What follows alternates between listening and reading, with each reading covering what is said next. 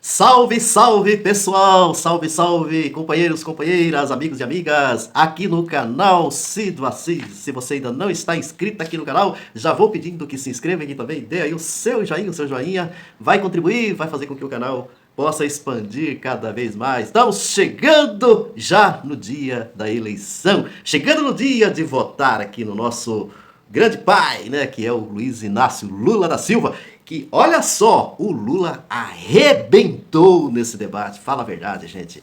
Ele arrebentou nesse debate, eu gostei muito do Lula. E apesar de que a gente tem aqui algumas críticas, que inclusive, primeiramente, que eu quero apresentar aqui para vocês a respeito do debate, porque o debate em si, ele não foi um debate muito bom.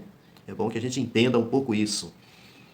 Se esperava, por ser a Rede Globo, o último debate, como a Rede Globo em todas as eleições foi assim muito decisiva. Debates que têm acontecido na Rede Globo, a gente sabe de muita coisa que acontecia quando, inclusive, a Rede Globo tinha assim uma torcida, né, aonde ela acabava influenciando de uma certa maneira uma determinada eleição. Eu me recordo muito do Fernando Collor de Mello, né, que foi dessa maneira, o quanto que a Rede Globo contribuiu, tanto para poder eleger o Collor, quanto também para tirar o Collor de Mello, para acontecer o impeachment contra o Collor de Mello. E esse debate de ontem, francamente, gente, que horror, né, que aconteceu ali. Aquele padreco que apareceu ali, depois eu vou aqui colocar as nominações, né, que foram dadas aqui para o padre, tanto pelo Lula quanto pela Soraya, né, a candidata Soraya, que, a meu ver assim, ela meio que destroçou o padre, né? Deu uma desossada no padre. Mas um cenário assim, infelizmente, o que deveria, por exemplo, a Rede Globo, não sei, ter assim estabelecido determinados critérios, ter discutido um pouco melhor esses critérios, parece-me que esses critérios não foram muito bons, né? E com isso acabou prejudicando assim o objetivo mesmo do debate, né? Parece que ficou assim mais parecendo um show, não sei como que a gente poderia chamar isso, sabe? Um show, não é nem um show artístico, sabe? É um show assim que parece que quando você vai ou numa corrida de cavalo, não sei, um troço assim mais estranho do mundo. E aonde também aconteceu ali umas disputas de narrativas, né? Tremendas, umas disputas de narrativas que de ataques pessoais, acabou assim se concentrando muito mais nesse tipo de situação. Eu vi até alguém dizendo que pelo fato de ser a Rede Globo, né, que foi uma espécie de Big Brother, né, aquele Big Brother naqueles piores momentos que o Big Brother tem de quando um começa a atacar o outro ali, aquela coisa toda, estão dentro de uma casa, né? E ali eles estão disputando, né? Disputando para ver quem que vai chegar no final, quem que vai ganhar, aquela coisa toda. Por isso né, vim até aqui para poder meio que tipo assim fazer um comentário, né, um pouco assim até genérico sobre esse debate. Trouxe aqui algumas narrativas, tá? Que eu sou um tipo de pessoa que eu olho muito pelo lado da narrativa, né? Eu acho que a narrativa tem uma importância muito grande, ainda mais a gente que é da área da filosofia, né? A gente olha muito por esse lado, né? As falas ali que aconteceram ali, o tipo de narrativa que é passada a partir das falas dos candidatos.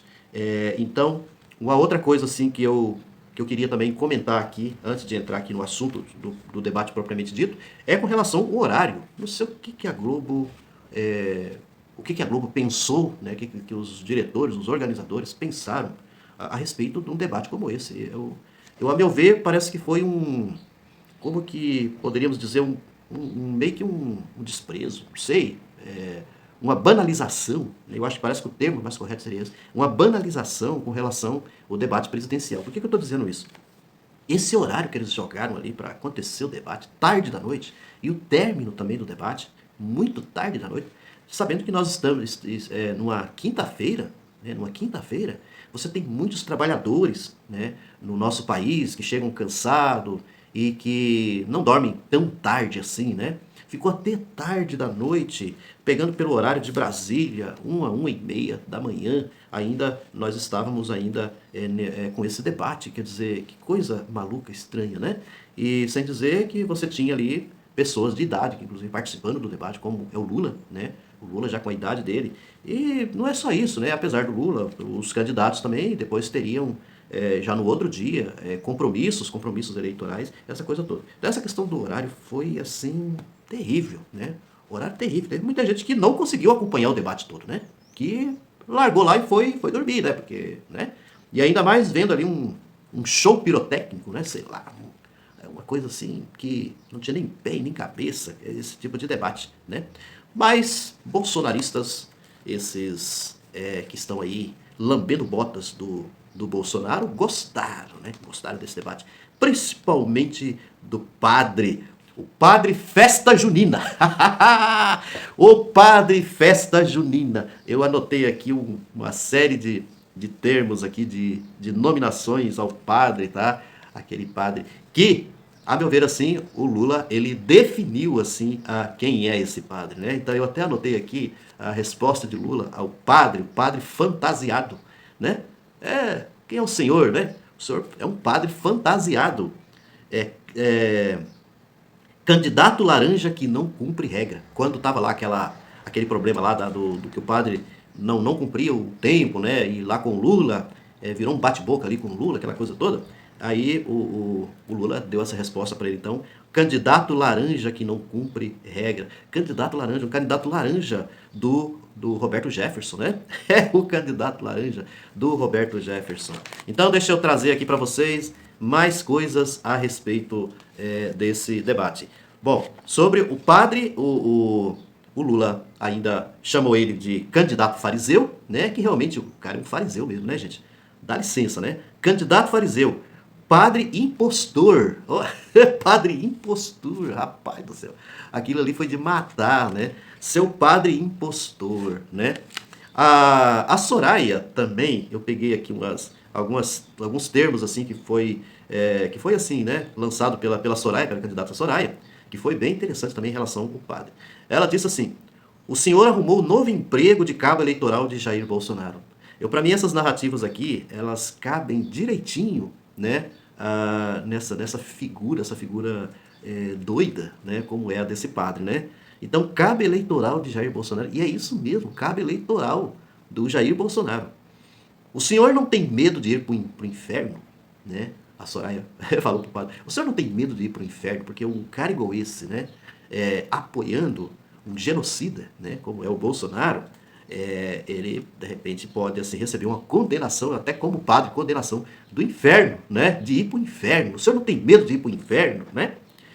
O senhor está parecendo com o seu candidato que é neném, nem estuda e nem trabalha. Gente, isso é pura verdade, né?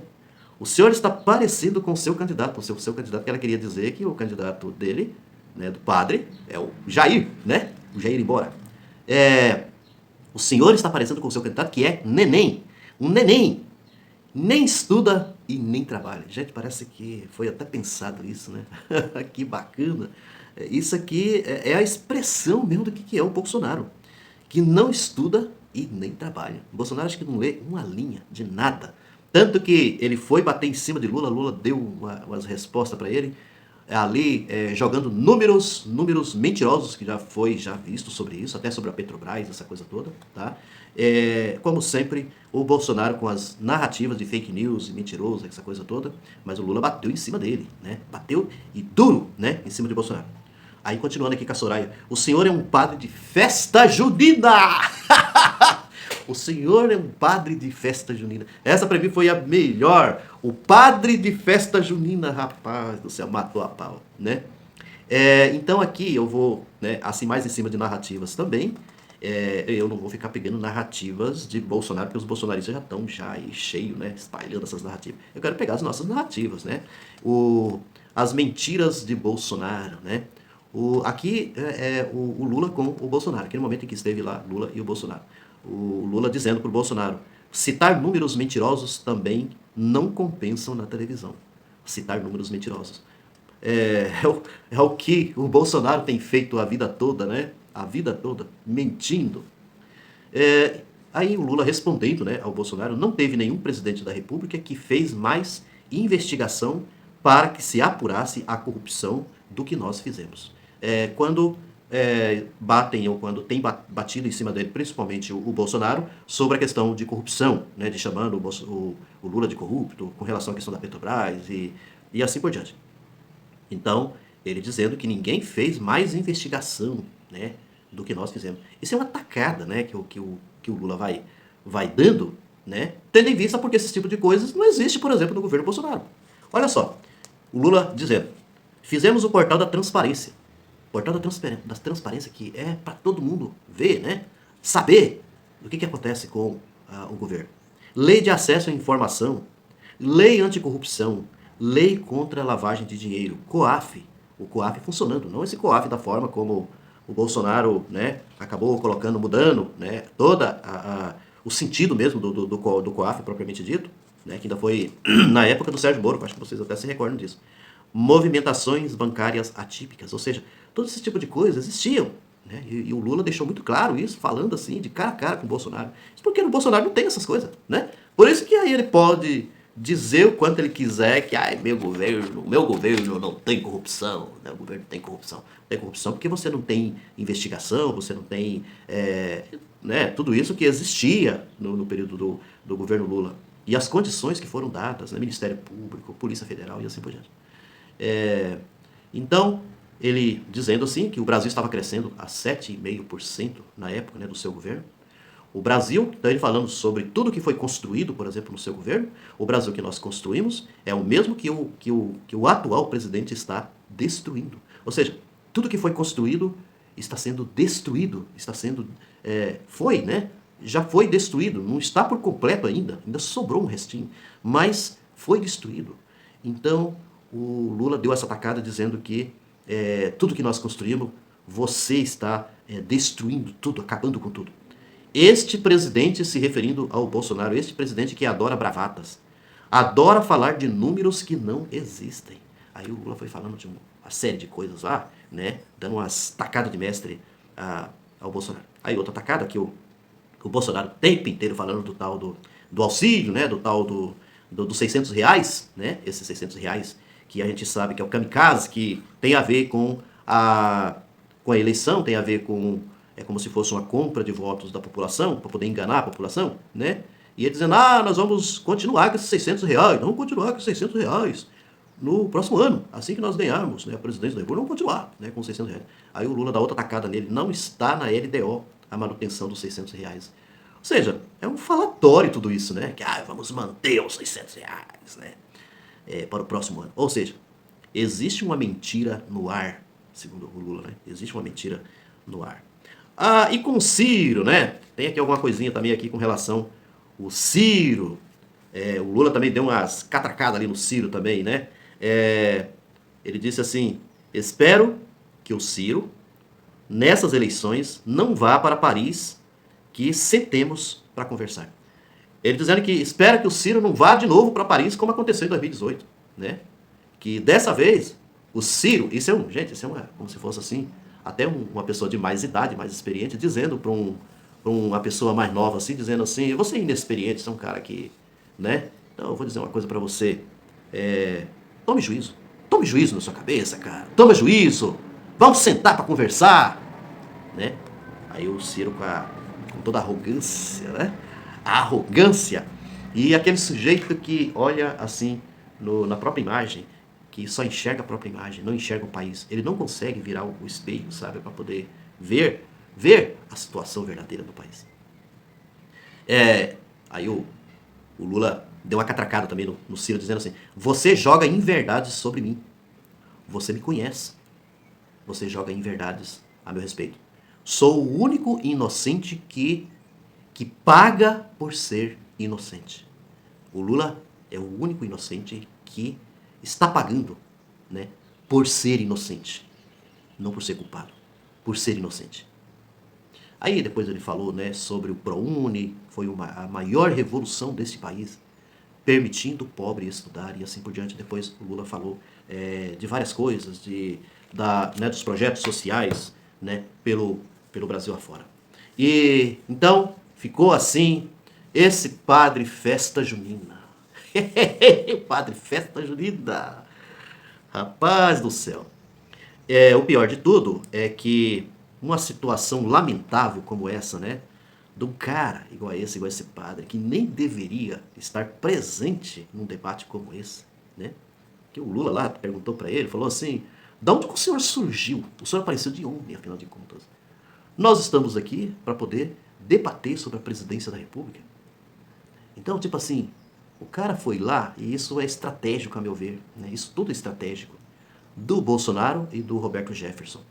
De surgir um cara igual esse, para poder bagunçar o coreto. Não sei se vocês já viram muito essa coisa, bagunçar o coreto, né? Nós vamos bagunçar essa coisa toda aí, né? Vamos botar para quebrar, né? Então foi assim, essa figura grotesca, lamentável desse padre, e que ele apareceu aí, a extrema-direita tem esse tipo de estratégia, ele agora é chamado para lá e para cá, porque vai ser considerado assim como uma pessoa que encostou o Lula na parede pelos bolsonaristas, vai ficar jogando isso nas redes sociais, e muita gente vai ficar dando ibope para essa figura grotesca, lamentável, esse padre falso, né? Essa figura grotesca, né? Terrível, que surgiu aí para poder bagunçar o coreto. Mas nós somos muito mais fortes, pessoal. Com toda certeza. No fundo, o Lula foi bem no debate. Com tudo isso, ele foi bem no debate. E acredito que podemos ter muita força, sim, para vencermos essas eleições no primeiro turno. Um abraço, ficou um pouco grande aqui o vídeo, tá? Mas é por uma boa causa. Até a próxima. Grande abraço.